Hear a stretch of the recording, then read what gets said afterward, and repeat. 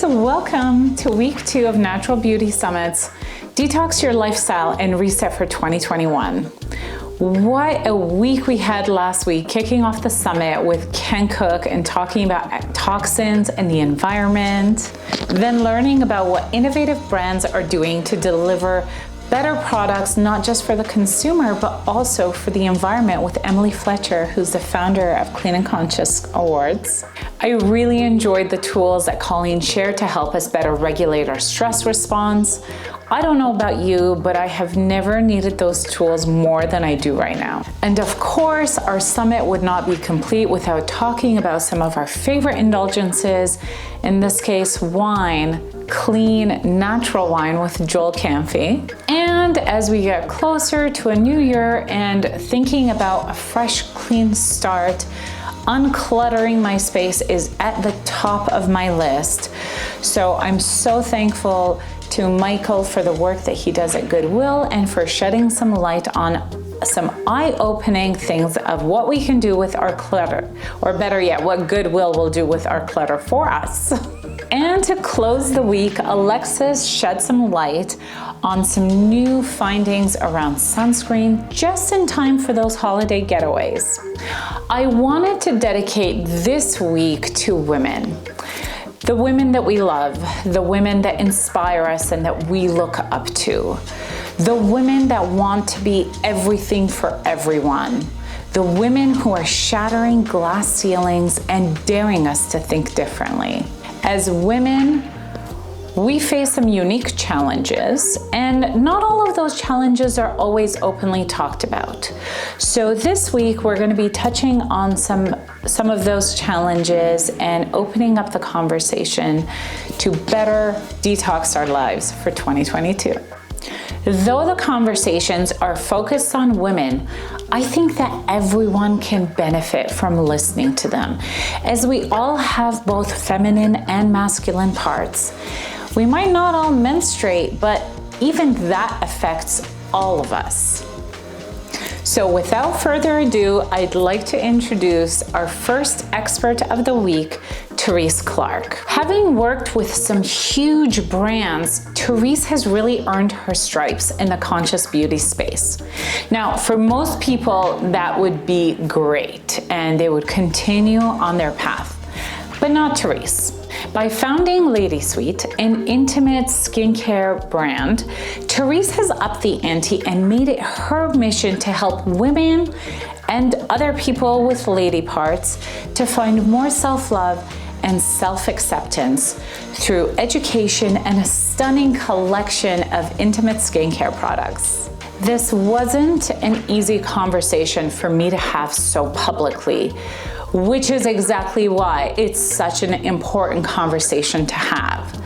So stay tuned for my chat with Therese Clark, founder of Lady Sweet.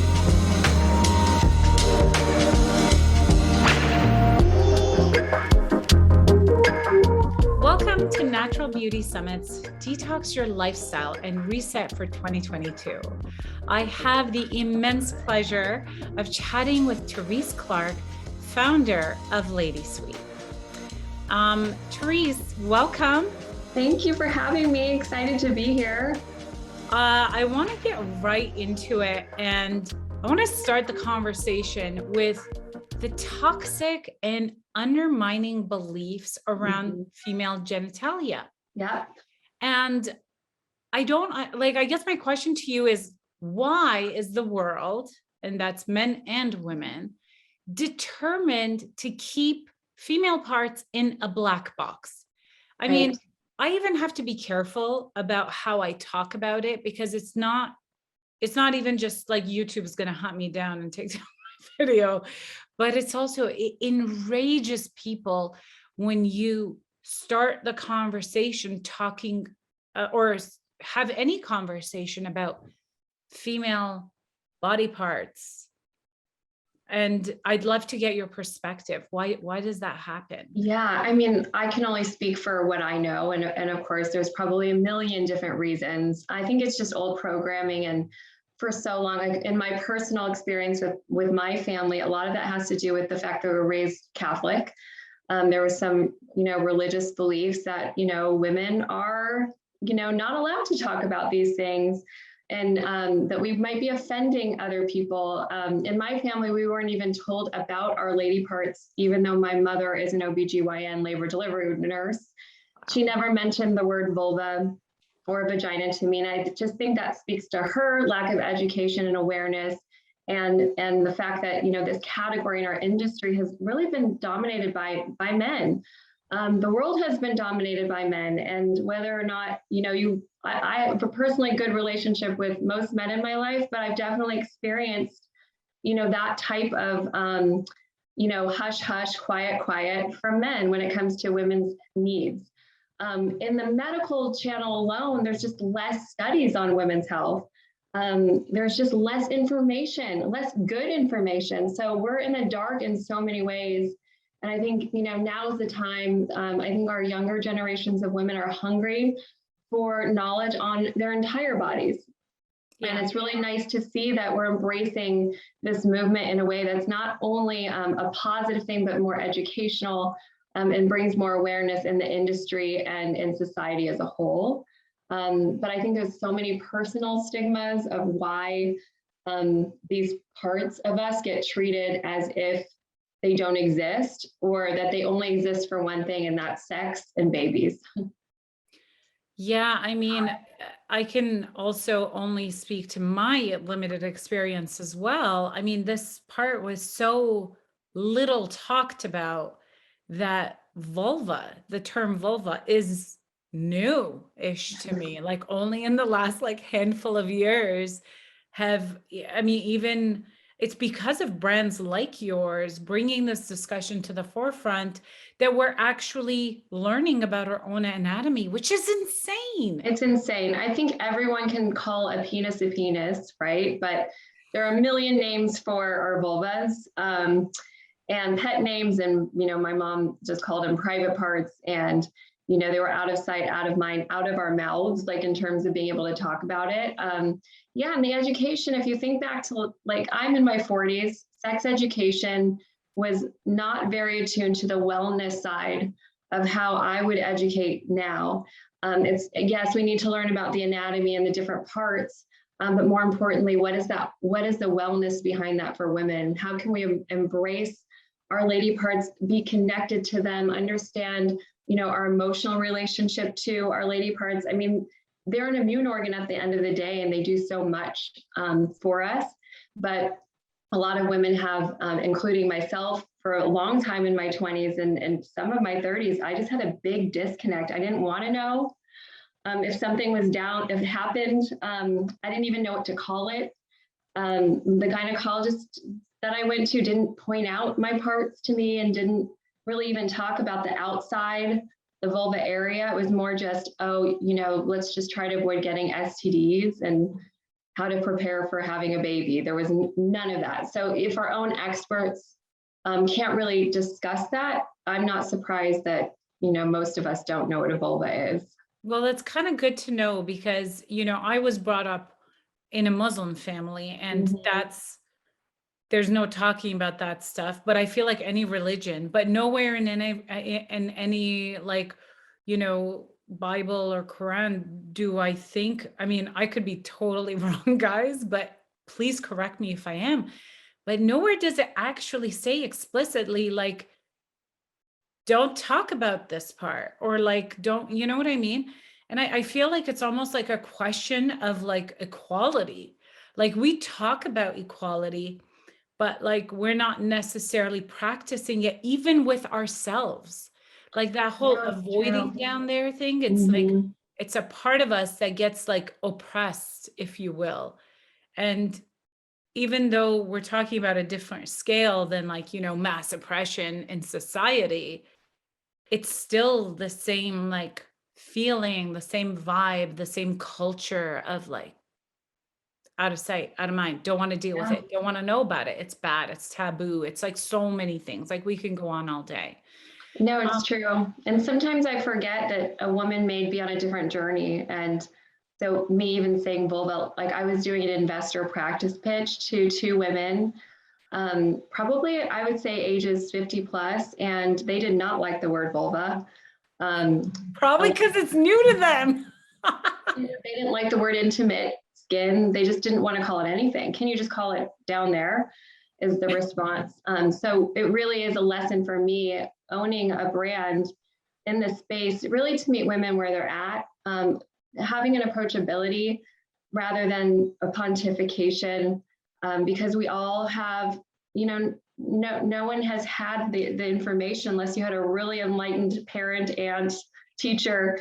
Informed and enlightened. Informed and enlightened. Luckily, we're seeing more of that today, but we have a long way to go. Absolutely.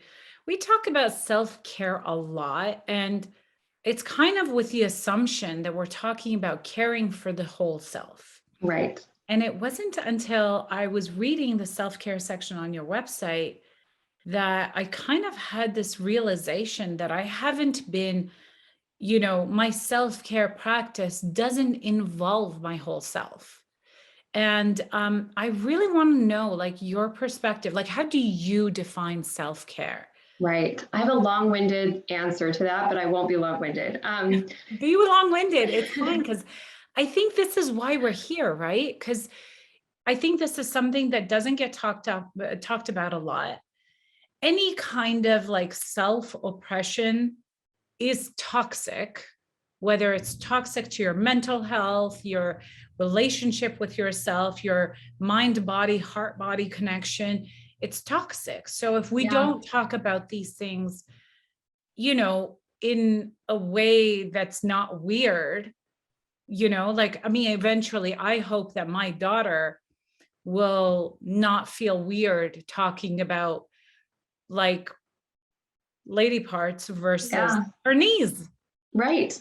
It's also part of the same system. It's true. And it's funny when you take ownership of the areas we don't know about and educate ourselves, it's amazing how we then embrace our bodies more. And I think that's the core of self-care, is how do we really embrace all of it, understand all of it, so we know how it works together for our best health, internally, externally, emotionally. And this is a very emotionally loaded area. And so when something does happen down here, we're in more fear than we are with other parts of our body. So if we get something like an ingrown hair or a zit on our face, and the same thing, just as easy as an ingrown hair, can happen down there, we don't know. What if it's a tumor? What if it's a herpes? We just start to spin more than we would, because this is so visible and that isn't. So it's harder for us to know, to navigate, to look at it, to ask questions. So to me, self-care is just education in terms of how my body works, how it feels for me. What are my different nuances versus yours? I started a science-based probiotic line in the medical channel, and back in 2009, and it was called My Body. And it was because I got sick. I had a hypothyroid condition. I didn't know what was going on. My doctors tell me that if I had a penis, they would have figured this out by now. Specifically, a really renowned doctor told me that. I had endocrinologists telling me all sorts of things, but it just wasn't, they weren't hitting on, you have hypothyroidism. So it was a really hard time for me, because I'm used to understanding something and figuring it out. So I had to go on this full journey, and that's really where I learned about self-care. And the scientist that I was working with, immunologist, he has 30 patents in AIDS research, heart cancer. He said, this is serious stuff. If you really want to learn how to take better care of people's skin, you need to smarten up, because this is an immune organ. And he walked away and he didn't come back. And I want to explore this topic of immune organ. Yeah. But like for a second, because I have no idea what you're talking about when you say that. Yeah. Before we get into that, I just kind of want to underscore, because as you were describing that, I kind of feel like the fear is very real. The second anything goes wrong, whether it's like a UTI, any kind of infection, even something as like basic as like an ingrown hair or whatever, there's a huge fear factor. And I think the fear is also related to the lack of knowledge and education. You have no idea. Like it's an area that's like, if I hate to use this term again, but like, it's like the black box, right? And It's an overlooked area. Yeah. There was a statistic in one of the medical journals I was reading, and it was pretty high number of OBGYNs miss talking to you about your vulva. I think it's getting better. We have some advisors in our brand that definitely, and dermatologists too, that understand the importance of this area, especially as it's becoming more visible. I think we kind of started this movement because a lot of us choose to groom, and now we're seeing things. You're taking off that protective hair layer, your skin's more susceptible, but skin is skin, and it's still an immune organ. And we want to make sure that if you have an issue, that we can help you solve it. And if we can't, then you have the right resources. If we can help you, you know where to go. So it's so important to us for the education factor, because we're not going to be able to solve every problem, but we certainly want to make sure that the women that come to us, we can be advocates for their health for them and with them and help them find the resources. Fear sucks, and it puts you in a position of spinning and spinning out, and it's like the definition of insanity. And now we're Googling things, and things are popping up that we're not familiar with because we don't even know what our own vulva looks like. And we're not allowed to show you images. In the medical channel, I could, but on my own website, I kind of like, do I show this? Should I not? Because, there have been times where our ads have been blocked because we said words like vulva. Yeah. And that's why it scares people. Scary. Yeah. It's censorship in some way. Lady parts are scary. Yeah. Right. But I was watching a Hims commercial, the brand Hims, and they sell a generic version of Viagra. And the phone number is like 1-800-GET-HARD. And I was like, wow, if we said 1-800-GET-WET, I wonder if that would be banned, because 100%. Everything's so sexualized for women. It's not about wellness and feeling like desired in our own bodies and feeling sexual. It's wow, like, ooh, did she just say wet? Oh my gosh. And the whole thing. So there's a huge inequity and double standard when it comes to sexual health.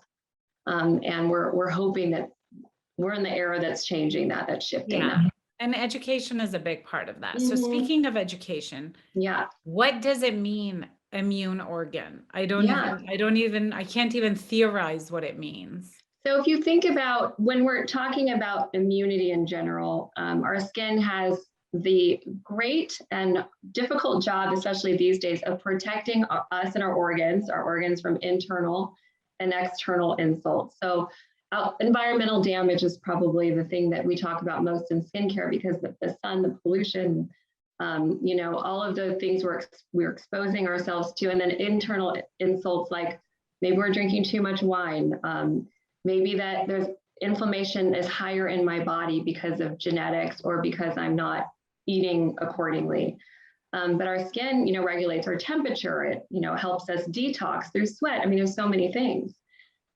We came with pubic hair for a reason. It helps trap unwanted debris and bacteria. It creates a cushion for us. It's almost like a bouncer for the vulva. Now I'm saying the vulva is the bouncer for the vagina, because now if you don't have a lot of hair, you really need to have your skin intact, that barrier intact, to better prevent vaginas from infection. So sometimes it's while we might be attacking an ingrown, a dark spot, some minor itchiness, redness that we're seeing, really it's about keeping that skin healthy, keeping it moisturized, making sure we're sealing in that hydration, and we're protecting that acid mantle where the good bacteria thrive. So it's not just an aesthetic thing for us, it's really about empowering the skin to better protect itself. Okay, so when you're talking about immune organ, our skin, so it's skin everywhere, all of our skin. Right, and your gut too. Your gut's your largest immune organ, and then your skin's your second. But in terms of what we do, is we're empowering the skin to do what it's supposed to do, and that's protect itself. Okay, and I want to kind of get a little bit deeper into this, because I've learned some fascinating things about how skin in different parts of the body behaves differently. Right. And you started touching about, the lady parts, the hair was there as a protective layer, and now we're kind of stripping it of that. So now we really need the skin to be more robust and better taken care of, so that it becomes like the barrier. characteristically speaking, how is like intimate skin different Sure. than other parts? And are there other not intimate parts that are similar? Yeah, I mean, I have some charts that could be very helpful, but the intimate skin, so your vulva skin is thinner. It's the thinnest skin site on the body. And then not only that, the hair follicles are larger. Plus, it's near the vaginal opening. The labia minora is a mucous membrane. So that makes things more permeable. You have less keratin. So it's not going to be as hard, I guess, or Yeah, thick.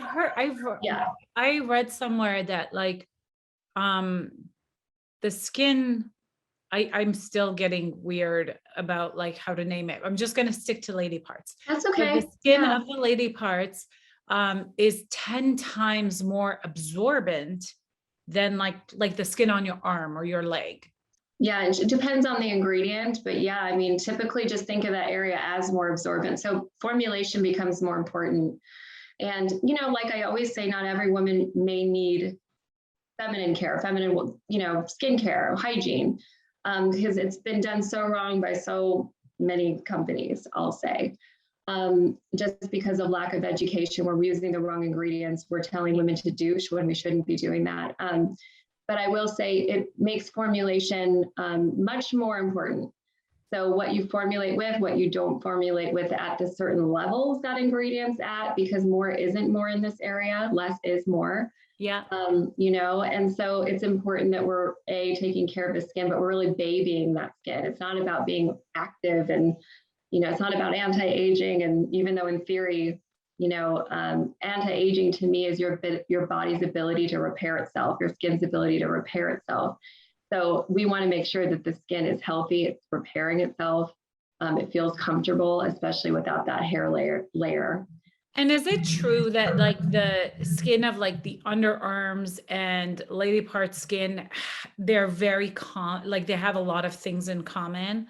Because they're both also like toxin purge sites, right? Yeah. And I think that's why a lot of the tools have come out, the sort of, I think I just bought one and I'm blanking on the name, but like helping your body better detox. Yeah. Especially in the gland area. We actually introduced a dry brush to our collection for the same reason. Yeah. If you're not dry brushing, it's a great way to like just accelerate and help that like detox process that your body is already doing anyway. Right. I mean, I have keratosis pilaris, which is the chicken bumps on my arms, and it's because my skin can't regenerate itself. I lack certain vitamins like vitamin A and certain things. So I'm a dry brusher for sure. That's something that I have to do, and it definitely helps me and it feels good. And so I think it's excellent that you're selling that. Yeah, thank you. So one of the things in our last conversation we talked about, and I love how you put it, you said that there's a lot of traffic down there and there's a lot going on, whether you're wearing tight jeans or you're waxing or you're shaving or you're cycling or whatever. There's a lot going on down there. And it's an area that obviously doesn't get talked about much. What I'd love to hear from you, and I think this is important because I think a lot of people, because we don't talk about it, we think that, oh my God, it's just me. There's something wrong with me. But I would love to hear about some of the more common issues that you see and hear about, because you're right in that space. I think the easiest one to tackle is probably from grooming. I think there's a stat that says like 84% of American women groom or choose to groom or have groomed, 71% around the vaginal area, and like up to 60% will have some irritation sensitivity from it. So I think anywhere from razor burn to an ingrown hair to post-inflammatory hyperpigmentation to general just itchiness. Then we have the pH skin, and those are all forms of pH imbalance, but also like unwanted odor from the external area. Not to say that our vulva shouldn't smell like something. Everyone has a range of odors, but when it's off, usually you do. It's just a smell that's different. It's abnormal. It may smell more fishy. You may have just like a general feeling. I don't know how to explain it. But you know your body, like, you know our bodies Yeah. enough that if something is a little off, you're going to notice it. Yeah. And then, there's some of us that absolutely have dry skin down there. Dryness creates more friction, more hypersensitivity. It's red. And it doesn't feel very good. So like when I have a Peloton, you could probably see it. I had to change my seat. I put the seat with the hole in it. So like, I don't get banged up, for lack of a better term. So when we were like developing our first product ever, the rejuvenating botanical oil, this was going to act like second skin for me. And it's frustrating because I did go to some doctors who prescribed a steroid. Yeah. And that's okay in the short term. And I'm not knocking anything. For me, it's like, what's better for you? I just know my body so well. I don't react well to steroids, and they thin the skin over time in some cases. And so I wanted something that was more in like plant-based for me. And then after talking to so many women over the years, we also deal with skin atrophy down there. So like sex pain can happen on the outside too, not just on the inside, because of dryness. And then a lot of times when we're using the wrong feminine care or body care products down there that are not formulated, more acidic, so they're more alkaline. And then that means that can cause imbalance, and you start to feel itchy or dry, and that doesn't mean you have a yeast infection. So the other side of that are the infections, which we're not necessarily tackling yet, but we will be, like yeast infections and those things of those nature. When I get to that part, I really want to do it right. And so I will definitely need funding. Please do, because that area has, okay, I'm going to share something that is going to sound so gross, but I know several people firsthand that have tried this and it has worked really well. Because, everyone at one point or another gets a yeast infection in these capsules, and it's just gross, and it's like never ending, and it's uncomfortable. So a friend of mine told me that she had read somewhere to put like a clove of garlic on a string and like insert that in there. And I'm in two minds about this. Yes, I actually know someone who did that, and she left it in there, forgot about it, and then it created a whole thing, and it was embarrassing because she forgot, and the smell and this and that. You can imagine. Like, oh my God. So if you're going to try something new, don't forget about it. But what was interesting was that after that conversation, everyone that I spoke to that had tried it said that they got results in a fraction of the time that they would with those capsules and stuff. Yeah, I mean, crazy. I know. I definitely think that there's some testing that needs to be involved. I'm much more on I like the natural world, of course, but I also think there has to be some method to the madness. But look, I didn't get relief from traditional drugs when it came to my thyroid issues. So, I got relief from adding probiotics into my diet, from, compounded, versus synthetic medication that traditional doctors don't recommend. Most OBGYNs probably don't like what the feminine care industry does. And I understand that. I think because the science is the science is the science, but if the science doesn't exist, but you're having success with something, does that negate its worth? So I definitely think those kinds of things, like we have our scientist, who's a woman who used to work for Estee Lauder, who really believes in the plant world over a lot of what she was learning, swears by calendula there. So I think, I think that these remedies are there for a reason. It's just a matter of repeat results, making sure you're mitigating any sort of irritation, kind of studying what the success of something and how you can repeat that in other people. And one of the points that you really make throughout the site is that everybody is different. Every body is different, and we all react differently to different things. But I think there's definitely I think most of us can definitely use some more education. Absolutely. I think skincare is not a perfect science either. What your skin is different than mine, your lifestyle, your microbiome, it's so, for example, like if you're shaving every day, you're automatically annihilating the skin barrier. So maybe my ingredient might not work for you in 2 years because now your skin barrier is just weaker. Yeah. So it's those kinds of things we're always thinking about, and trying to get more sophisticated with our testing and on the formulation side and making sure that, hey, are we doing something good in the short term and it's not compromising in the long term? So skincare is not perfect, and it's definitely personal. So when the problem is, I think there's words that get thrown around a lot, like toxic or this or that, and because what's toxic to you might not be to me. Right. So I think we have to be careful on how we're educating in the language that we're using, and just be more discerning. Yeah.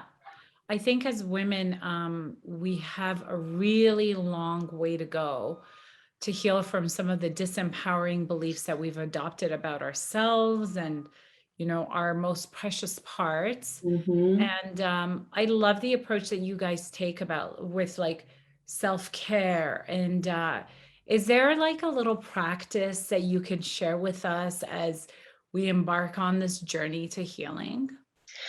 We used to have, and we need to put it back on our site. We had a little bit of a site redo and we lost that. But we used to have, and I still do this, it's a little ritual based on Ayurvedic, and my friend who's an actual master esthetician who also happens to be an intuitive.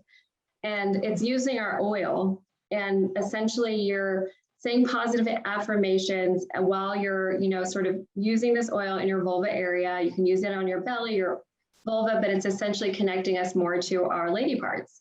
The reason I love a ritual like that, it's almost like if a massage, just in this area, you're also being more attuned to yourself. Think about a breast exam. We're taught to like do your breast exam, but we're never taught to touch down there. It doesn't even have to be to have self-pleasure, although that's great. Use the massage, have pleasure, if you want to do that. But it's also like, what is happening down there? What's my skin feeling like down there? Are there any lumps? Are there any interesting like curves or bumps that I wasn't attuned to? And when it comes to touching ourselves or massaging ourselves, we sort of understand ourselves better and we could become less insecure about something. And so those are the kinds of rituals. And then from just a pure skincare ritual, I just like to apply this at night. And it's almost like, when you're repairing your skin, the best things happen at night. Like you want to give it the best tools.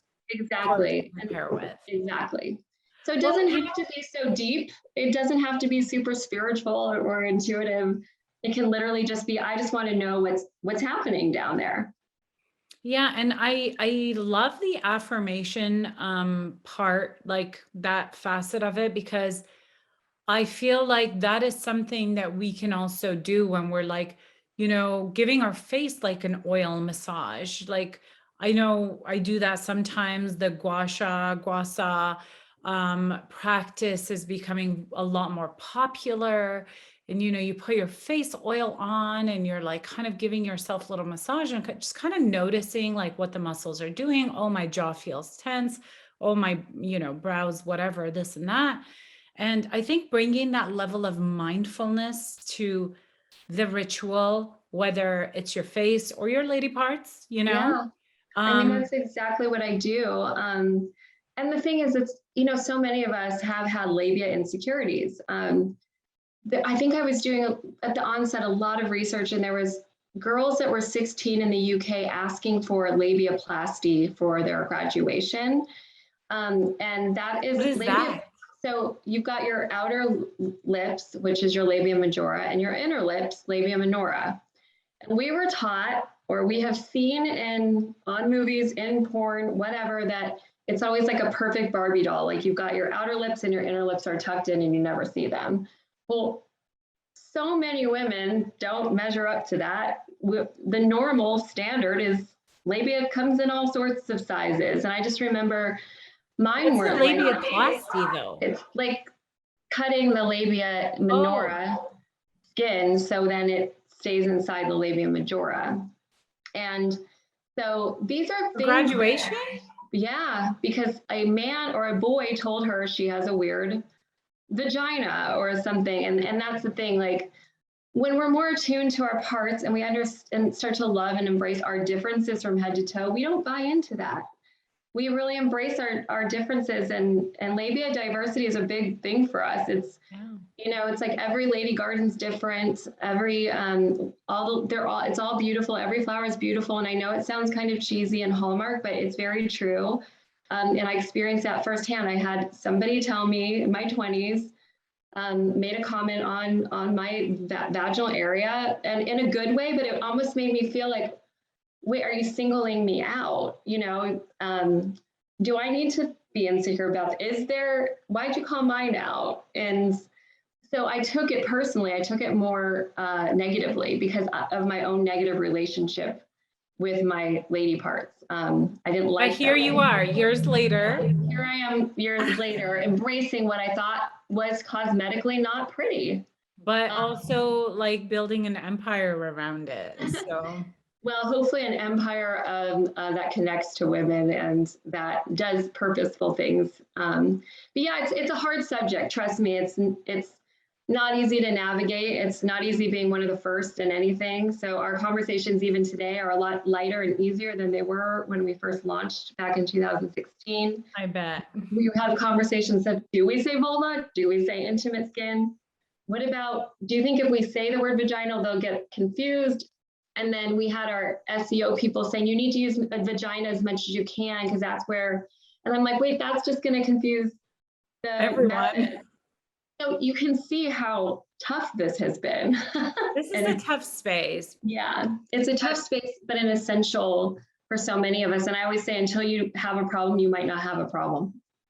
Yeah, and I think one of the advantages of being one of the first to market is that it's up to you to sort of set the benchmark. And I mean, like, I know with our brand, we were first to market for at-home sugaring. Yeah.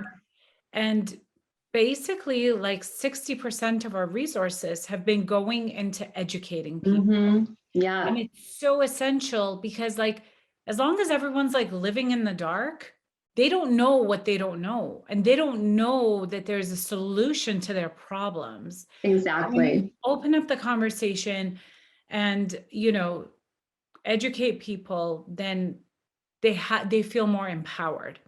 Right. And I think that was one of the big reasons that I really wanted to have you on this, is because it's not about sexuality. Like, sexuality has its place, but every single time we talk about our lady parts, it's not about sexuality, and it's very empowering.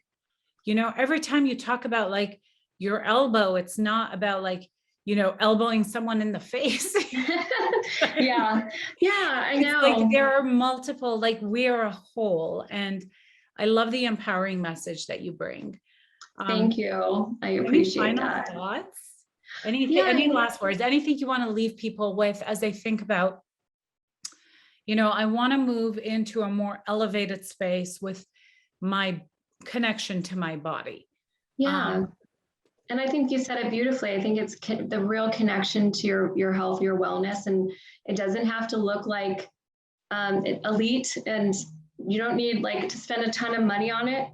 There's no such thing as perfect, and being in 100% in balance. Sometimes my idea of self-care is doing nothing, literally staring at a wall and letting my brain just take a minute. My favorite. So I think the beauty industry is a lot of the reason I love the beauty industry and the wellness industry, but I think part of the problem is we have separated, our different parts. Like, this is for your eyes, this is for your vulva, this is for but without that thinking behind, okay, but we're still one integrative, beautiful whole.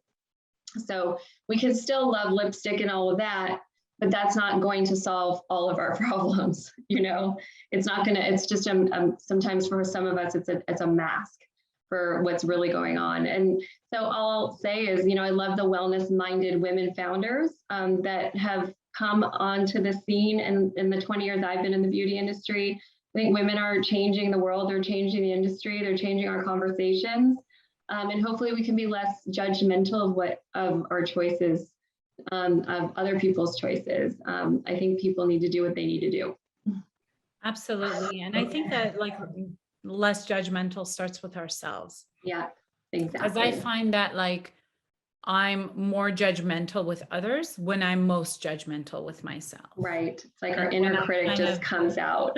yeah, and it comes Yeah. out. So if you're being judgy, you need to give yourself a break first, I think, and then worry about everybody else next. Right. Agreed. Therese, thank you so much for being with us here today. It's been so much fun talking to you. It's been such an important conversation that I'm glad that I'm having publicly with everybody. I think you've shed a lot of light on areas that don't get a lot of light. So Or thank you. sunlight. But no, I really appreciate it. It's not like I said, it's not an easy conversation for everyone to navigate. And I love that you're a platform for that. I think that's really important, just being able to listen without any sort of judgment and just letting the information come forth. And if it resonates, great. And if it doesn't, that's okay too. So That's thank perfectly you. good. Yeah.